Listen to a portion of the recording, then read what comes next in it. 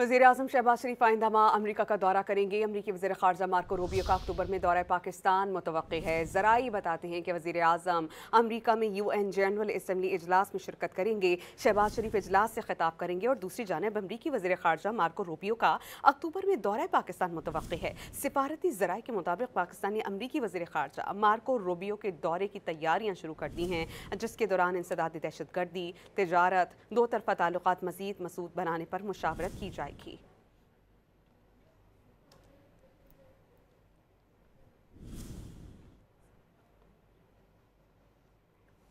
वज़ीर-ए-आज़म शहबाज शरीफ आइंदा माह अमरीका का दौरा करेंगे। अमरीकी वज़ीर ख़ारजा मार्को रूबियो का अक्टूबर में दौरा पाकिस्तान मुतवक्किल है। ज़राई बताते हैं कि वज़ीर-ए-आज़म अमरीका में UN जनरल असम्बली इजलास में शिरकत करेंगे। शहबाज शरीफ इजलास से खिताब करेंगे और दूसरी जानब अमरीकी वज़ीर ख़ारजा मार्को रूबियो का अक्टूबर में दौरा पाकिस्तान मुतवक्किल है। सिफारती ज़राई के मुताबिक पाकिस्तान ने अमरीकी वज़ीर ख़ारजा मार्को रूबियो के दौरे की तैयारियाँ शुरू कर दी हैं, जिसके दौरान इंसदादी दहशतगर्दी, तिजारत, दो तरफ़ा ताल्लुकात मज़ीद मसूद बनाने पर मुशावरत की जाएगी।